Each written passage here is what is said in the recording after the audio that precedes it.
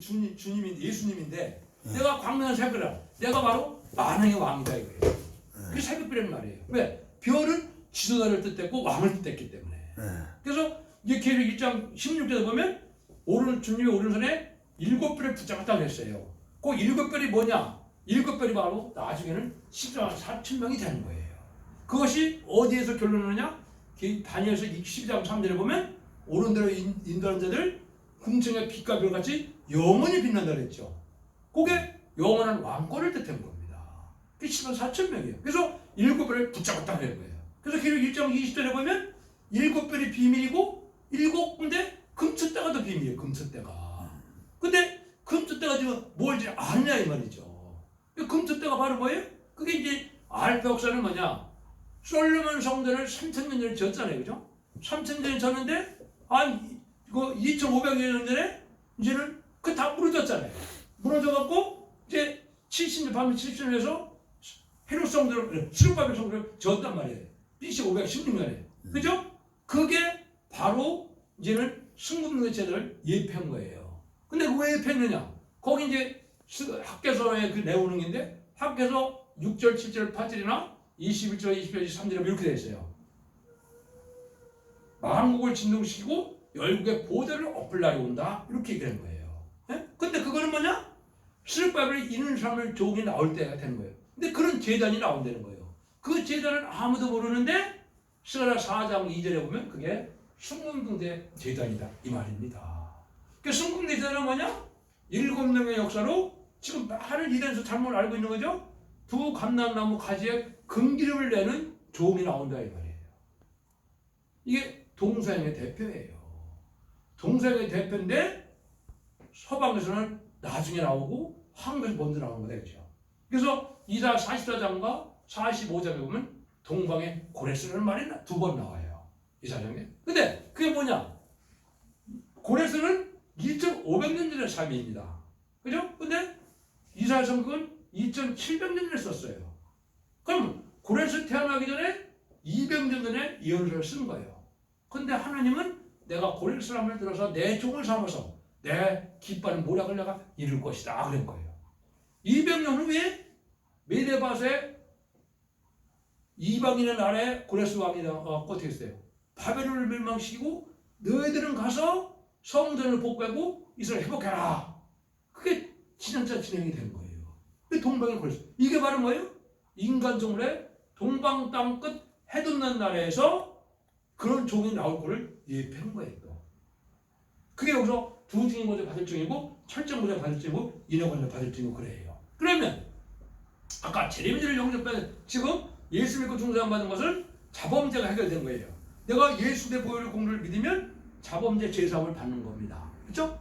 예수님 부활 승천하신 걸 믿으면 사망고사 이걸 믿는 거기 때문에 내가 중생의 역사가 오는 거예요. 그러니까 예수님의 부활 승천을 안 믿으면 중생 역사가 안 오는 거예요. 예수의 보혈의 공로를 안 믿으면 제사함 못 받는 거예요. 자범죄가 해결이 안 된다 이 말이에요. 근데 자범죄는 지금까지는 했지만은 예수 놓을 때는 자범죄가만 해결된 게 아니라 원죄까지 해결되지만 죄는 못 만난다 이거예요. 죄를 지어갖고는 죄가 남아있어갖고는 못 만나는 거예요. 그래서 그게 뭐예요? 마태복음 17장에 변호사장에서 배란간에 도란도란 얘기하면서 가죠. 베드로와 야고보와 요한이. 그런데 배란간에 예수님이 만왕의 왕으로 되는 걸 보시면 변해되니까 이 사람들이 죽은 데 같이 쓰러졌어요. 그렇죠? 왜 그래요?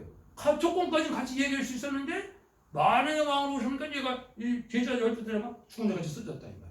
그럼 여기 계시록 1장에 사도 요한은 예수님 품에 안긴 자예요. 그렇죠? 근데 만왕의 왕으로 모시는 모습을 딱 보니까 이 사람들 죽은 자 같이 돼버렸어요. 그 왜 그래요? 원죄가 해결이 안 됐기 때문에 그래요. 원죄 해결돼야만 재미를 영접할 걸 보여주는 거예요. 그래서 원죄 해결해주는 방법은 아무도 지금 모르지 않습니까? 1300년에 들어가서 1300년 반 42달 360일 동안만 그 기간이 오는 겁니다. 앞으로 오는 거예요. 그 준비를 시작하는 게 지금 이렇게 성경을 공부하는 거예요. 그래서 서로 변론하자 해서 아까 얘기했듯이 죽음 같을지라도 지금 같을지라도 다 해결돼서 즐겨 순종하면 아름다운 선을 먹는다. 이때 동산 축복한다 이 말이에요. 그럼 이스라엘 회복도 기독교가 잘못만 있는 거예요. 지금 제3성전을 져갖고 거기서 두 증이 나온다 이렇게 가르치고 있거든요. 8, 90%는 그렇게 믿어요 지금 기독교가 전 세계적으로. 근데 새빨간 거짓말인 거예요. 왜 그래요? 예수 믿고 중생 받지 않은 사람 하나님의 백성 아니고 하나님의 종 아닙니다. 육적 유대인이 지금 마귀의 자식입니까? 하나님의 자식입니까? 마귀의 자식인 거예요. 예수 믿고 중생 받은 자만 하나님의 자녀예요. 그것만 하나님을 우리가 부를 수 있는 자격이 있는 거예요. 세상 아무리 많아도 예수 믿고 중생 받으면 하나님 아버지로 아버지가 그러면 응답할까요? 안 하는 겁니다. 그거 해결을 주기는 주고 계시지만은 해결해야만 가능한 일이에요. 그죠? 그러면 이제 아까 얘기했듯이 등불 준비를 한번 보자 이거죠. 그러면 예수님이 왜 헬일 없어 지금 열처냐 등불 준비를 얘기했느냐 말이에요. 절실한 거예요 이게. 왜? 쓸데없는 일을 갖다가 오기 때문에.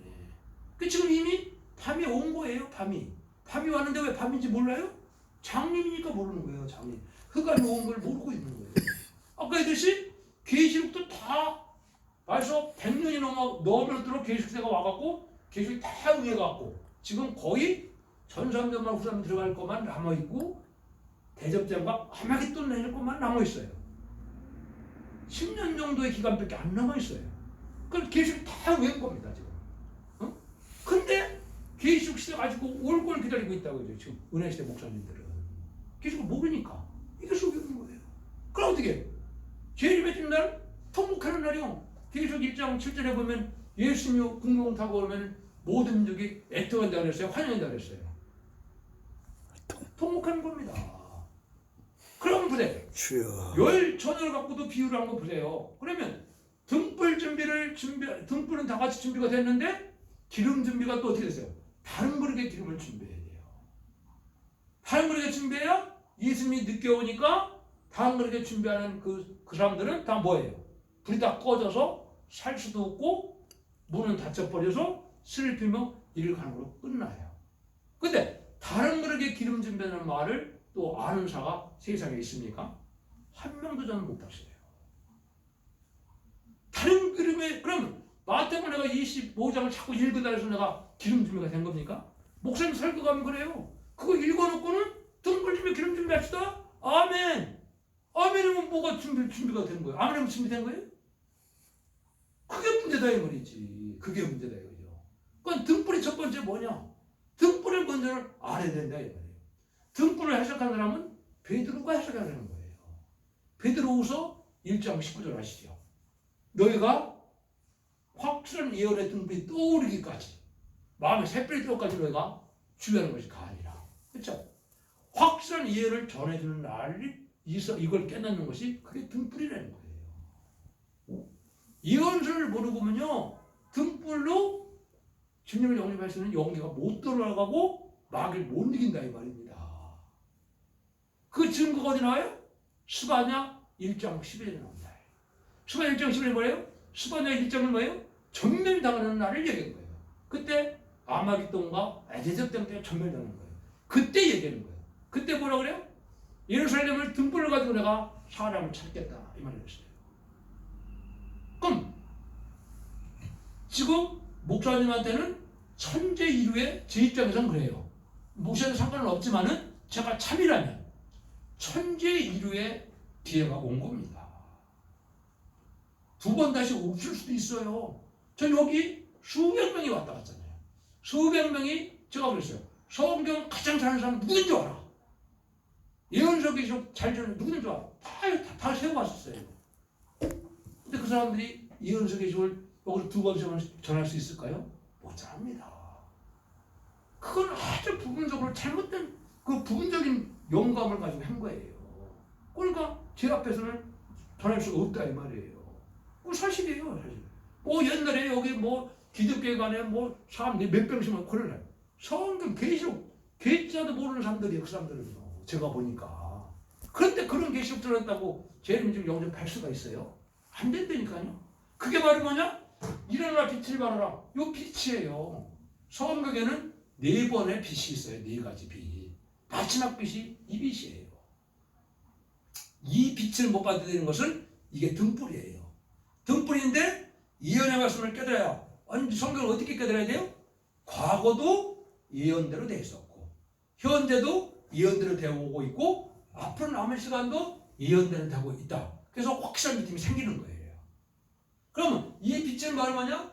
죽지 않고 새시다가고 죽지 않고 변호자라 재미 영접할 수 있는 말세 복음의 예언서 비밀을 깨닫는 게 그 빛이에요. 이 빛은 마지막 빛이다 이 말이에요. 그래서 이사야 60장 12절에는 이렇게 되어 있지만 이사야 60장 12절은 뭐라고 되어 있어요? 너를 섬기는 백성과 나라와 민족은 파멸하더니 반드시 진멸되리라. 그래놨죠. 한 명도 예가 없는 겁니다. 전산명에 들어가면요. 전산명 들어가서 알고 축객이 닥거리면 한 명도 없이 다 죽는 거예요. 그러면 살아나는 방법은 뭐예요? 살아나는 짐승의 피를 줄다 그럴 때 자기가 스스로 죽임을 당하는 거예요. 그러면 스스로 죽은 데서 믿음을 짓고 기독교인도 순교자라 그러네. 순교자가 아니고 뭐라고요? 1000년 동안 음부에 간다는 거예요. 1000년 동안. 왜? 예언의 법을 안 지켰기 때문에. 하나님은 법의 하나님이에요. 법대로만 해놓은 하나님이다 이 말이에요. 그래서 그런 알파 역사가 있었던 거다 이 말이죠. 제가 그런 걸 성경에 다 찾아보면 민축에서도 마찬가지고 다 그런 게 다 숨겨져 있어요. 응? 고라당 그 망하는 것도 그 계시록 20장에도 그것도 또 나와 있거든요. 그러면 등골 주민은 이 예언서대로 지금까지 목사님들은 뭐예요? 예언서대로 예수님이 오셨다. 예수님이 예언대로 오셨는데 그래서 메시아다. 근데 예수님의 교훈은 사복음서에 있다. 그 복음의 내용이 뭐냐? 야, 예수 믿고 중생 받아서 제사함 받고 중생 받아서 천국 가라는 거다. 이게 지금 2000년 동안에 전하는 복음의 내용이 그거예요.